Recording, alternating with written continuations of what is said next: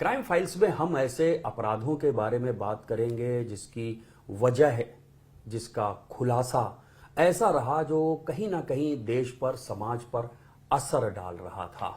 ऐसा ही एक अपराध सबसे पहले 24 अक्टूबर 2016 को कानपुर में होता है, जहां पर एक रिटायर्ड प्रिंसिपल की गोली मारकर हत्या कर दी जाती है। आगे इस बात की विवेचना पूरी होती उससे पहले ही 7 मार्च 2017 को लखनऊ में इसी कनेक्शन में एक बड़ी वारदात होती। ये दोनों वारदात आपस में कैसे कनेक्ट है, बात करने के लिए हमारे साथ असीम अरुण साहब हैं, जो वर्तमान सरकार में मंत्री हैं और उस वक्त एटीएस के आईजी हुआ करते थे। असीम जी, आप बताएं कि आपका रोल उस वारदात में कहां से शुरू हुआ? ये एक बड़ी घटना है जिसमें कि ISIS, Islamic state of Iraq and Shams नाम से एक अंतर्राष्ट्रीय आतंकवादी संगठन उठा और उसका उद्देश्य था खिलाफत को बनाना, बल्कि उन्होंने डिक्लेयर कर दिया कि खिलाफत बन गई है और उसके लिए पूरी दुनिया से वो ऑनलाइन रेडिकलाइजेशन करके आतंकवादियों को जुटा रहे थे। एक ये बड़ा घटनाक्रम है और एक उसका एक अंश है जो कि शुरुआत में बिल्कुल नहीं पता था कि उसका अंश है रिटायर्ड अध्यापक श्री शुक्ला जी का कानपुर में चकेरी में मर्डर होना।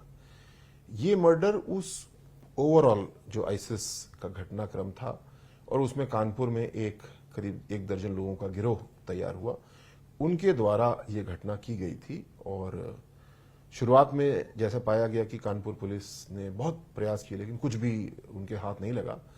और अच्छी बात यह कि उन्होंने कुछ इन्वेस्टिगेशन में कुछ ऐसा भी नहीं लिखा जिससे कि केस बिगड़ जाता। और जब 7 मार्च 8 मार्च को ये इनकाउंटर हुआ लखनऊ में, उसके बाद में इससे जुड़े हुए लोग पकड़े गए। उन्होंने स्वयं इसका कन्फेशन किया, स्वीकारोक्ति की और उस कन्फेशन के आधार पे फिर पूरी एविडेंस मिलती गई और सजा भी हुई इसमें 2 अपराधियों को। एक टेररिस्ट सैफुल्लाह उस इनकाउंटर में मारा गया था, शेष 2 आतिफ और फैजल, इन दोनों को इसमें सजा दी गई। तो अब चूंकि आप सीधे 7-8 मार्च की घटना में इन्वॉल्व थे, उस वक्त एटीएस के चीफ हुआ करते थे उत्तर प्रदेश के, तो वहीं से शुरू करते हैं कि 7 मार्च को आपको कहां से क्या टिप ऑफ मिली और फिर आगे क्या हुआ, डे कैसे प्रोसीड हुआ आगे? जी, करीब 3 बजे के आसपास दोपहर में मुझको एक सूचना मिली कि मध्य प्रदेश पुलिस से ये सूचना मिली कि वहां पे एक ब्लास्ट हुआ है भोपाल उज्जैन ट्रेन में, और उसमें हॉट चेज में 3 लोग को गिरफ्तार किया गया एक बस से। उन्होंने बताया कि वो लोग रहने वाले कानपुर के हैं और उन्होंने अपना एक अड्डा, गोपनीय अड्डा लखनऊ बना रखा था और वहां पे उनके कुछ साथी हो सकते हैं, उनको पकड़ा जाना है। इस सूचना पे एटीएस की कमांडो टीम्स को डिप्लॉय किया गया। तब तक पिछले 1-1.5 साल में कमांडो टीम्स को हमने काफ़ी अच्छा कर लिया था, वेपन्स के हिसाब से, टैक्टिक्स के हिसाब से, प्रोसेसेस के हिसाब से। तो जिस जगह की सूचना थी वहाँ पे शुरुआत में, अब इस दुनिया में नहीं है, राजेश साहनी जी हमारे बहुत ही काबिल एडिशनल एसपी थे, सबसे पहले वो पहुँचे 3-4 लोगों के साथ में। उसके चंद मिनटों बाद मैं भी पहुंचा वहां पे और पर्याप्त फोर्स इकट्ठी होने के बाद, कमांडोज के आने के बाद, तब तक हम लोगों ने अपने आप को गोपनीय अपनी उपस्थिति को रखा और फिर वहां पे घेरा डाला।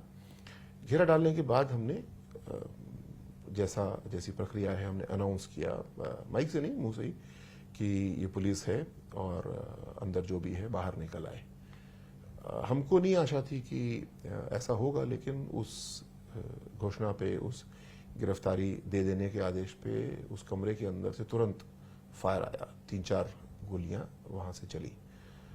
तो तुरंत समझ में आया कि जो मध्य प्रदेश पुलिस की सूचना है वो बड़ी सटीक सूचना है और अंदर जो भी व्यक्ति, या उस समय नहीं पता था कि एक ही व्यक्ति है, लोग बोले ये वाकई में मोटिवेटेड है, वेल आर्म्ड है और सीधे ही बात का जवाब गोली से देते हैं। ये इनकाउंटर करीब 12-13 घंटे चला, दोपहर में 3:30 बजे से लेकर अगले दिन सुबह लगभग इसी समय तक चला। हमने बहुत प्रयास किए, जितने भी हमारे पास तरीके हो सकते थे। सैफुल्लाह उसका नाम निकला बाद में आतंकवादी, उसको हम लोगों ने कोशिश की कि हम लोग जीवित गिरफ्तार करें। यहाँ तक कि जो इसके साथी अरेस्ट हुए थे मध्य प्रदेश में, उनसे भी फ़ोन से हमने अपने पुलिस के थ्रू पूछा कि इसके परिवार के लोग कौन हैं जो इसको समझाएं तो निकल आएगा। क्योंकि उससे पहले हम बगल से एक मौलवी थे मस्जिद के, उनको बुला चुके थे, वो समझा चुके थे, तो उसने उनको कहा बेइज्जती की मौलवी की, तुम जाओ और मुझे पता है मैं क्या कर रहा हूँ, मैं जिहाद के रास्ते हूँ। तो मौलवी भी पीछे हट गया, उसने बोला सर मेरे बस के नहीं है ये, आप स्वयं संभालो इनको। तो परिवार का, उसके पिता का, मेरे ख्याल से अरशद भाई का टेलीफोन नंबर हमको जो लोग पकड़े गए उनसे मिला। तो हमने एक छोटे फ़ोन से कॉल मिलाया उनके, मैं एग्जैक्ट भूल रहा हूँ, पहले भाई ने उठाया था फ़ोन, फिर उसके बाद में पिताजी को हमने समझाया कि ऐसी ऐसी स्थिति है और हम आपके बेटे को अरेस्ट करने की कोशिश कर रहे हैं, आप इसको समझाओ। और दरवाजे के नीचे करीब, जैसे स्टील का दरवाजा होता है, काफ़ी जगह होती है, तो हमने वहाँ से फ़ोन उसको अंदर डाल दिया। और काफ़ी देर तक, मेरे ख्याल से आधे घंटे तक करीब पिता पुत्र की बातचीत हुई। बाद में वो रिकॉर्डिंग भी मिली क्योंकि फ़ोन तो था। तो पिता समझाते रहे पुत्र को, सैफुल्लाह को, कि तुम पुलिस के सामने आ जाओ, कुछ नहीं होगा और सब ठीक हो जाएगा। लेकिन वो बड़ा मोटिवेटेड था। मोटिवेटेड क्यों था ये अपने आप में एक अलग स्टोरी है, ऑनलाइन रेडिकलाइजेशन की। ये भी अचरज वाली बात उस समय के हिसाब से आज भी है कि उत्तर प्रदेश में कानपुर में कुछ युवा साथी हैं 12-14, और उनको न जाने कहाँ, हम मानते हैं कि इराक या सीरिया के क्षेत्र में उनका हैंडलर बैठा हुआ है और वो उनको इतना मोटिवेट कर दे रहा है कि वो अपने बाप की बात नहीं सुन रहा और वो इस बात में लगा है कि मैं जिहाद के रास्ते पे हूँ, मैं सिर पे कफन बांध के निकला हूँ और अपने बाप की बात नहीं सुन रहा। वो ये मतलब एज अ कॉन्सेप्ट बहुत बड़ी बात लगती है। हम लोग अपने परिवार में, अपने विभाग में नहीं समझा पाते हैं और वहाँ से बैठ के वो ऑनलाइन समझा रहा है और उनको जिहादी फिदाइन बना दे रहा है। बहरहाल फिर हमने चिली बॉम्ब्स डाले, टीयर गैस डाली, जिसको इनकैपेसिटेटिंग एजेंट्स बोलते हैं, पर कुछ बात बनी नहीं। तो फिर हमने छत में एक छेद किया ड्रिल मशीन से, वहाँ से एक लाइट भी डाली, फिर और हमने ऐसे केमिकल एजेंट्स डाले। जब कुछ भी काम नहीं हुआ तो फिर लगभग सुबह 3-3:30 बजे एक रूम एंट्री ऑपरेशन हमें करना पड़ा। एक face to face shoot out हुआ जिसमें कि सैफुल्लाह को कुछ गोलियां लगी और वो मारा गया। पुलिस कमांडोज जिनमें मैं भी शामिल था, कोई हम लोग को इंजरी नहीं हुई। उसके बाद में फिर बहुत घंटे तक उस घटना स्थल का निरीक्षण चला। जो चित्र आपको मैं दिखा सकता हूँ उस समय का, उसमें एक्सप्लोजिव में डालने के लिए छर्रे, उसके लिए डेटोनेटर्स, साथ साथ वॉकी टॉकी सेट्स, आईसिस का झंडा, मतलब ढेर सामान वहां पे मिला जो कि क्लियर टेररिस्ट तो थे ही, ये तो सब इनकाउंटर से मालूम हो चुका था। लेकिन जितना साजो सामान मिला वहां पे, लिटरेचर मिला, उनकी डायरी मिली। एक डायरी मिली आतिफ ने जो बनाई थी, जिसमें कि पूरा डायग्राम बनाया हुआ है। जैसे पुलिस कमांडोज या कोई भी ऐसी फोर्स रूम एंट्री ऑपरेशन करती है तो वो प्लान करती है कि लेफ्ट वाला इधर जाएगा, राइट इधर जाएगा। उसने पूरा प्लान कर रखा था कि अगर कमांडो ऑपरेशन होगा तो हम क्या करेंगे, और रूम डिफेंस उसके ऊपर लिखा हुआ है और पूरा वो अपना बना रखा है। उसने अकेले नहीं बनाया होगा, मैं मानता हूं कि जो ऑनलाइन हैंडलर है उन्होंने इनको सिखाया होगा कि अगर कभी फंस जाओ, रूम एंट्री होती तो क्या करना है। ये भी समझाता है हमको कि जब हमने सैफुल्लाह को ललकारा तो उसने तुरंत गोली क्यों चला दी। ऐसा हम नॉर्मल क्रिमिनल के साथ होते हुए नहीं देखते हैं। क्यों? क्योंकि उसको ब्रेन वॉश ऐसा किया गया था, एटीएस की भाषा में बोलो तो उसको रेडिकलाइज इतना कर दिया गया था कि उसको क्लैरिटी थी और उसको तो पता ही था कि उसके साथी गए हुए हैं ब्लास्ट करने के लिए, और हो सकता है कोई आपस का सिग्नल मैकेनिज्म हो, ये भी समझ गया हो कि अब हमारे साथी पकड़े गए हैं, या शायद ना भी पता हो, ये मैं नहीं कह सकता। पर अब इस समय पे पुलिस आई है तो इसका मतलब उस कनेक्शन में आई है और सीधे उसने हम लोग के ऊपर फायर करने से शुरुआत की थी।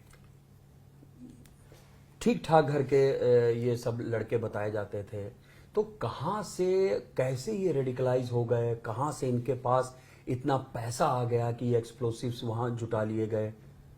इस पे काम हुआ? हाँ, ये ठीक ठाक घर के नहीं, आतिफ बहुत पैसे वाले घर का है और इसके हिस्से में प्रॉपर्टी इनकी बटी, तो इसके हिस्से में भी एक प्रॉपर्टी आई जिसको इसने 22 लाख रुपए में बेच दिया। उस 22 लाख रुपए को इसने फिर जिहाद में लगाया। वो पैसे इसके खाते में थे और जैसे इंट्रोगेशन में आया, बाद में प्रमाणित भी हुआ, जो पिस्टलें खरीदी गई उसके लिए पैसा यूज किया। पैसा पूरा आतिफ का था, बाकी सब उसके पैसे पे गैंग चल रहा था। जैसे ट्रैवल करना इनको होता था, इन्होंने लखनऊ में एक हाइड आउट लिया किराया, तो उस 22 लाख रुपए से ये पूरा खर्चा करते थे। और लेकिन ऐसा नहीं कि लैविश लाइफस्टाइल इनकी थी, सिंपल लाइफस्टाइल ही थी इनकी, क्योंकि पैसा वैसे 22 लाख देखें तो बहुत है, लेकिन अगर इनको लंबे समय गैंग चलाना है, कोई इनकम है नहीं, तो 22 लाख कोई बहुत ज़्यादा पैसा नहीं भी है। तो उस हिसाब से ये अपने फाइनेंसेस को मैनेज करते थे। आप एटीएस के चीफ भी रहे हैं, तो अपने इस टास्क के दौरान आपने भी काम किया होगा कि इन लोगों को कैसे कोई हजारों किलोमीटर दूर बैठा हुआ है, कैसे इनको रेडिकलाइज कर देता है, कुछ इनको रिसोर्सेज भी नहीं दे रहा है, ये खुद ही सारी चीजें इकट्ठा कर रहे हैं, अपना ही पैसा लगा रहे हैं, तो ऐसा क्या समझाते हैं अगर इन्वेस्टिगेशन के दौरान कुछ आपको मिला हो? नॉर्मली कोई गैंग है उसके बारे में हमें जब कोई पकड़ा जाता है तब मालूम होता है, या जैसे नक्सली ग्रुप हैं या आईसिस से पहले जो भारत में टेररिस्ट ग्रुप थे, जब कोई अरेस्ट होता था तब हम उनके बारे में जानते थे। बट ये आईसिस पहला ग्रुप था जो अपने बारे में स्वयं बताता था। इनको पकड़ने से पहले इनकी रणनीति क्या है, ये क्या करते हैं, क्या सोचते हैं, ये स्वयं बताते थे।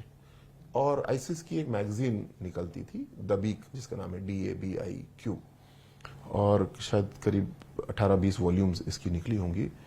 और जैसे अच्छी मैगजीन कलर्ड होती है उस तरह की है, आप देख भी सकते हैं।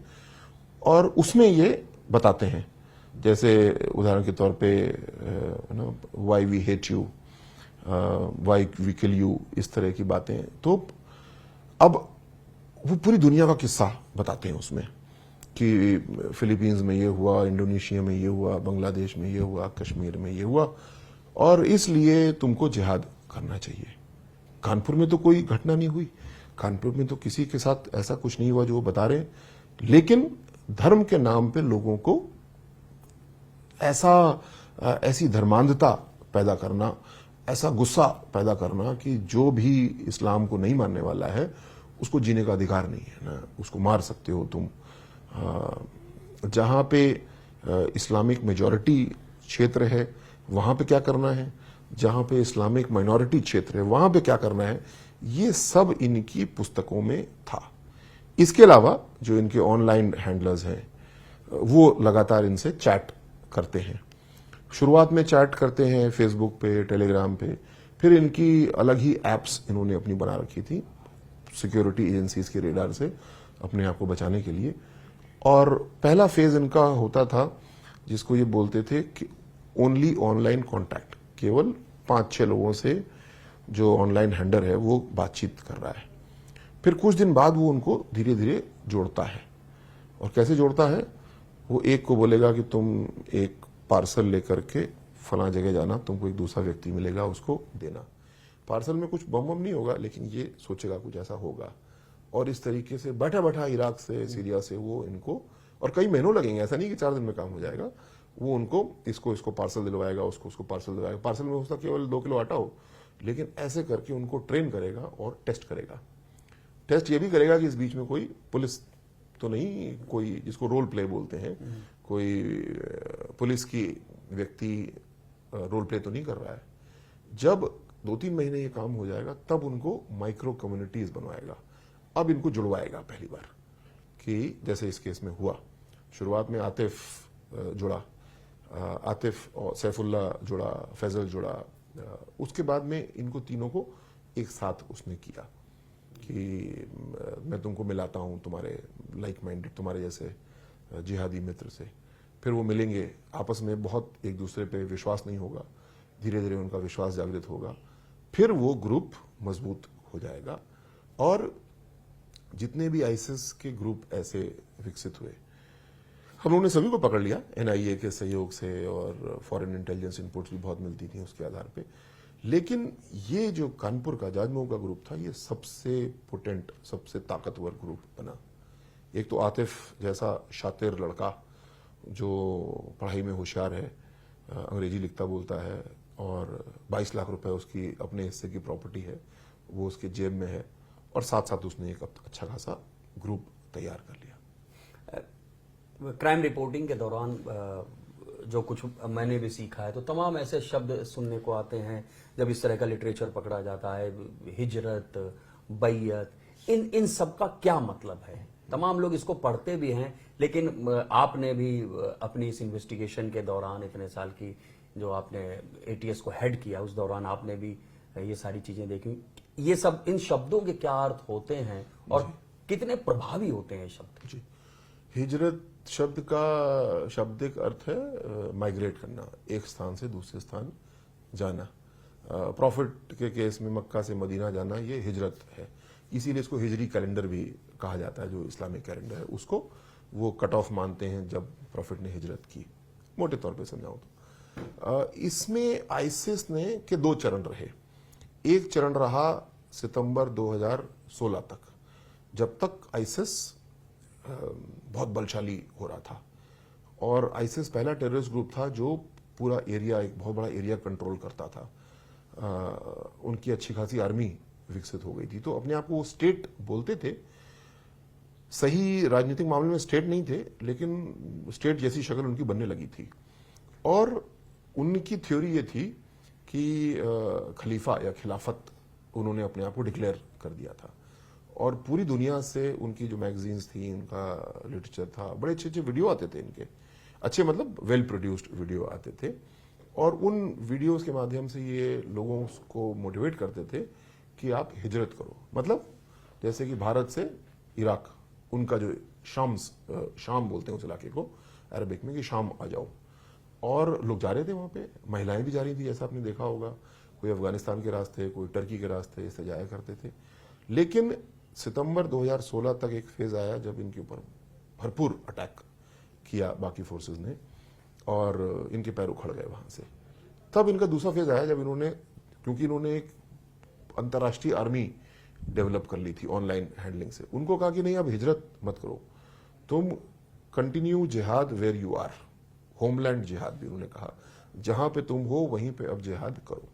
तो अगर ये सैफुल्लाह, आतिफ, फैजल वाले ग्रुप की बात करें, तो सितंबर 2016 से पहले इनका सारा दिमाग था कि किस तरह हम हिजरत करें।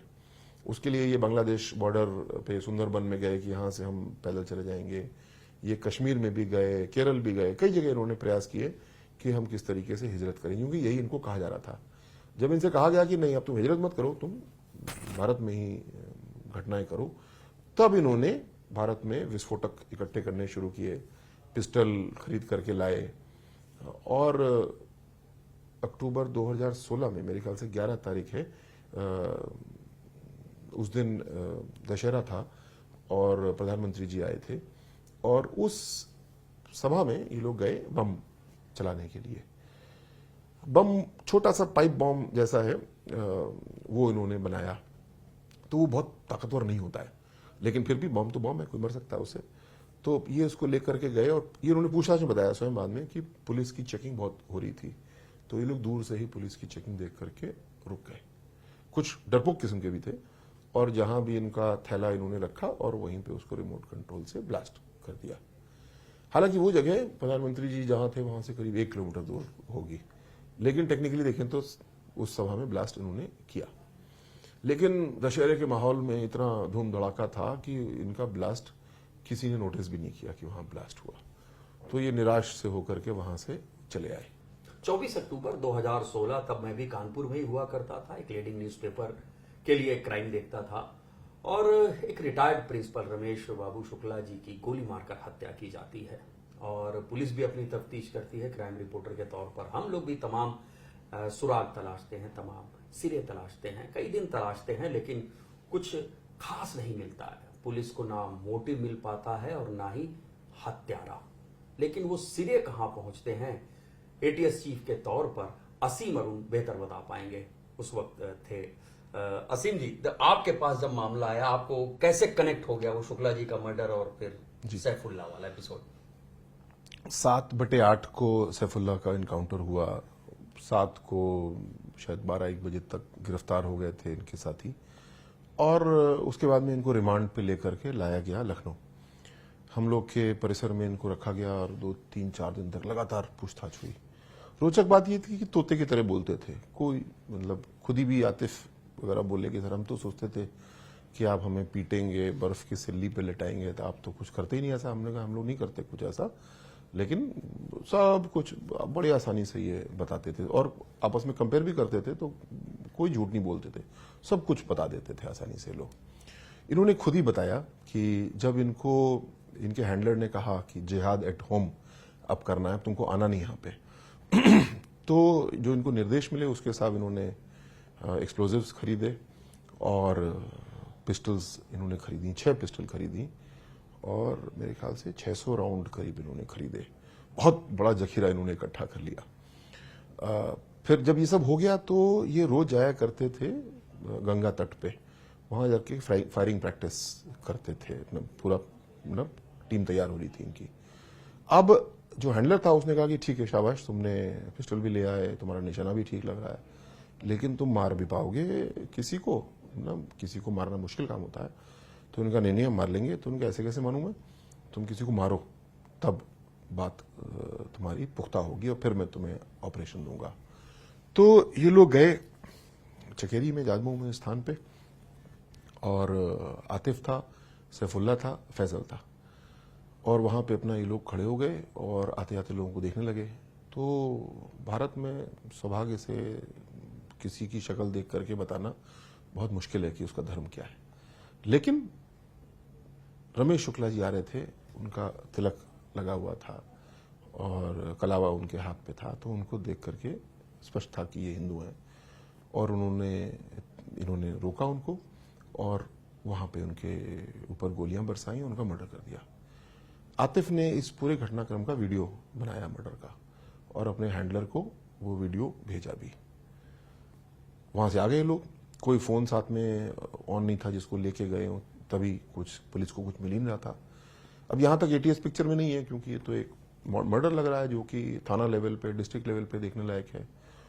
जब इनसे पूछताछ में पूरी बात निकली तो हम लोगों ने फिर फोन किया एसएसपी कानपुर को कि क्या ऐसी कोई घटना हुई? बोले हाँ सर बिल्कुल हुई थी। उन्होंने तुरंत एफआईआर भेजा। सोमेन जी वहाँ उस समय डीसीपी थे, उन्होंने बताया कि हाँ सर बिल्कुल ऐसी घटना हुई है। अच्छी बात यह भी थी कि पुलिस का इन्वेस्टिगेशन बिल्कुल लगभग खाली पड़ा था, वो किसी गलत राह पे उन्होंने इन्वेस्टिगेशन को नहीं डाला था, वरना मुश्किल हो सकती थी। इनके पूछताछ के आधार पे आगे हम लोग प्रोसीड किए। जो रमेश शुक्ला जी का मर्डर था वो भी फिर एनआईए ने टेक ओवर किया, क्योंकि पूरे घटनाक्रम को देखें तो असली टेररिस्ट इंसिडेंट तो ये मर्डर है, बाकी तो ब्लास्ट है जिसमें कोई नुकसान नहीं हुआ या कुछ घायल हुए लोग, असली मर्डर ये वाला है। एनआईए ने इन्वेस्टिगेशन जब अपने हाथ में लिया तो एनआईए तो बहुत ही अच्छा इन्वेस्टिगेशन करती है, गहनता से करती है। उन्होंने एक एक चीज को कनेक्ट किया और खासकर जो 7/8 मार्च 2017 का इनकाउंटर था सैफुल्ला का, उस घटना स्थल से जो 6 पिस्टल मिली थी उसमें से एक पिस्टल आतिफ ने, फैजल ने बताया कि ये शुक्ला जी के मर्डर में इस्तेमाल हुई थी, और उसकी पहचान भी बताई कि उसके ऊपर नीले रंग का एक टेप लगा है। क्यों लगा रखा है? कोई और कारण नहीं था, उसकी लकड़ी जो थी वो ढीली हो गई थी, उन्होंने टेप लगा रखा था। तो फिर हमने पिस्टल तब तक सील हो गई थी, बट फोटो देखी जो पहले, तो उसमें नीली वाली पिस्टल जो कह रहा था सही बात थी, वाकई में थी। फिर इस पिस्टल को और जो बुलेट्स मिली थी रमेश शुक्ला जी की बॉडी से, उनको एनआईए ने मैच कराया। चंडीगढ़ के एफएसएल लैब ने उसको परीक्षण किया और बुलेट और वो पिस्टल मैच की बिल्कुल। बाकी और भी एविडेंस बहुत सारी उसमें थी। मेरा भी बयान इस केस में कोर्ट में हुआ। मेरा बयान इसलिए हुआ क्योंकि मैं इन्वेस्टिगेटर नहीं था, लेकिन जो रिकवरी थी वेपन ऑफ ऑफेंस की वो मेरे द्वारा थी, तो उसमें बयान हुआ और मुझे इस बात की बड़ी संतुष्टि है कि इसमें सजा भी मिली। और सैफुल्ला जो पहला अपराधी है तो मारा जा चुका है, शेष 2 अपराधी आतिफ और फैजल, उनको इसमें सजा फांसी की दी गई है। तो जो भोपाल उज्जैन पैसेंजर ट्रेन में ब्लास्ट था, रमेश शुक्ला का मर्डर था और फिर सैफुल्ला का जो इनकाउंटर हुआ, ये सब आपस में कनेक्ट पाए गए और ये टेरर एक्टिविटी थी, ये बात प्रूव हो गई। प्योर टेरर एक्टिविटी थी। वो जिसको मार रहे हैं उसको जानते भी नहीं थे। जो मरा बेचारा, उसकी गलती ये थी कि उसके हाथ पे कलावा था, उसके माथे पे तिलक था, जिससे कि ये बात स्पष्ट थी कि ये हिंदू है। प्योर टेररिस्ट किलिंग थी, धार्मिक आधार पे पहचान करके उनको मारा गया था। क्या ये बात इन्वेस्टिगेशन के दौरान जो आप लोगों ने पूछताछ की होगी, जो लिटरेचर देखा, क्या जिहाद की जब हम बात करते हैं सभी हिंदू इनके टारगेट पर हैं? इनकी थ्योरी बड़ी अजीब सी है। इनकी थ्योरी ये है कि या तो कोई व्यक्ति इस्लाम को स्वीकार कर ले, नहीं स्वीकार करता है तो उसके ऊपर जजिया टैक्स लगेगा, और वो नहीं स्वीकार करता है तो फिर उसको मृत्यु का हकदार होगा। ऐसे सब लोग इस्लाम को मानने वाले नहीं करते हैं। जो ब्रांड आइसिस की थी, और ये आइसिस के जो जिहादी थे, ये रोचक बात यह भी है कि भारतीय ब्रांड ऑफ इस्लाम को बहुत नीची दृष्टि से देखते थे। जब हमने इनसे पूछा कि देवा शरीफ पे क्यों हमला तुम करोगे, तो बोले कि नहीं, ये कोई इस्लाम नहीं है। और जो इनके हैंडलर्स हैं वो उनको बताते हैं कि भारत में जो सूफी परंपरा है ये गलत है, और वो हमको, हमारे मुसलमानों को ग्रेव वर्शिपर्स बोलते हैं। तो किस प्रकार आपस में वैमनस्य फैलाया जा सकता है, इसका ये उदाहरण दिखता है। लेकिन साथ साथ ये भी मैं कहूंगा कि इस केस में सैफुल्ला जो मारा गया, उसके पिता से तो क्योंकि बातचीत भी हुई थी, जब इनकाउंटर हो गया, उसकी मृत्यु हो गई, उस परिवार ने सैफुल्ला की बॉडी लेने से मना कर दिया। उन्होंने कहा हमारे लिए देश पहले है, और हमारा लड़का गलत राह पे था, और पुलिस द्वारा ही फिर उसकी अंत्येष्टि कराएगी। परिवार से कोई नहीं आया उसकी अंत्येष्टि में। ये बात तत्कालीन गृह मंत्री राजनाथ सिंह जी ने पार्लियामेंट में भी कही थी। और ये भारत की ताकत है कि हम और आप अलग अलग धर्म के हो सकते हैं, लेकिन देश हमारे लिए पहले है। हमारे झगड़े हो सकते हैं, लेकिन एक दूसरे को मारने पे हम लोग आमादा नहीं है। और यहाँ तो मतलब गलत शब्द तो बहुत छोटा शब्द है, कितना जघन्य अपराध है कि रमेश शुक्ला जी मारे गए केवल इसलिए क्योंकि कुछ लोग प्रैक्टिस कर रहे थे कि हम मार सकते हैं कि नहीं। और उनका दोष क्या था? केवल ये दोष कि वो हिंदू थे, हाथ में उनके कलावा था, उनका तिलक लगा था। ऐसी टेररिस्ट किलिंग ये थी। तो अब जैसे आपने देवा शरीफ दरगाह की भी बात की, हम लोग भी जाते हैं वहां पर। दरगाह की बाराबंकी जिले में दरगाह है, पूरे उत्तर प्रदेश में बहुत मान्यता है। इस दरगाह को रेकी की है अगर निशाना बनाने की उनकी योजना भी थी, तो वजह क्या है? क्या विद इन द इस्लाम भी उन लोगों के बीच में कहीं कोई डिफरेंसेस हैं उनकी आइडियोलॉजी में? जो आईसिस की कार्यपद्धति थी वो ये थी, जो मैंने ऑनलाइन रेडिकलाइजेशन बताया, उसमें कोई अपराध करना है या बम बनाना, ये बात बाद में आती थी। सबसे पहले बात ये आती थी कि एक अच्छे मुसलमान बनो, और अच्छे मुसलमान की कुछ बातें अच्छी हैं कि नमाज पढ़ो, ये करो, वो करो, लेकिन साथ साथ जो इस्लाम का तौर तरीका वो बता रहे हैं बस वही सही है, बाकी सारे तौर तरीके गलत हैं। तो अब मूल में जाते हैं। अगर मैं इसको ऐसे भी रिलेट करता हूं, भारत पाकिस्तान का बंटवारा हुआ क्योंकि कुछ लोगों ने कहा कि हम लोग साथ नहीं रह पाते हैं और हमारी लड़ाई होगी आपस में। ठीक है, पाकिस्तान बांट लिया, फिर क्या साथ रह पाए? क्या आज शांतिपूर्ण तरीके से साथ रह पाते हो? इतनी मारकाट मचाते हो आपस में। तो देश के लिए ना, विश्व के लिए बहुत बड़ा सबक है कि जोड़ने वाली जो राजनीति है, जोड़ने वाली जो पद्धतियां हैं, वो हमको आगे लेकर के जाएंगी। जो तोड़ने वाली हैं, एक दूसरे पे गोली चलाने वाली पद्धतियां हैं, वो हमको कभी आगे लेकर के नहीं जाएंगी। ये चाहे आईसिस की बात करें, चाहे इसी विचारधारा को पाकिस्तान की बात करें, तो आज भारत में जितने मुसलमान रहते हैं पाकिस्तान में कम रहते हैं, लेकिन हम लोग शांतिपूर्ण तरीके से रहते हैं। और वहां पे देखिए तो आप फ्रंटियर में अलग गोलियां चल रही हैं, बलूचिस्तान में तो ट्रेन हाईजैक हो रही है, बाकी पूरे देश की हालत जो है वो है ही, रोटी खाने को नहीं मिल रही है, कब तख्ता पलट हो जाए किसी को नहीं पता चलता। तो ये थे असीम अरुण साहब, जिन्होंने एक ऐसी घटना को आपस में कनेक्ट करते हुए आप सबको बताया है जो अपराध से शुरू होती है, आतंकवाद भी उसमें है, समाज को कैसे बांटने की कोशिश की गई, कैसे धार्मिक पहचान देखकर एक निर्दोष की हत्या कर दी गई। इन सभी मामलों पर बहुत ही बेबाकी के साथ असीम अरुण साहब ने अपने विचार रखे हैं। जाहिर सी बात है कि ये तमाम ऐसी चीजें हैं जो कोर्ट में भी एक मजबूत सबूत के तौर पर पेश हुई हैं, और आगे भी अपराध की इस तरह की घटनाओं को लेकर हम आपसे रूबरू होंगे।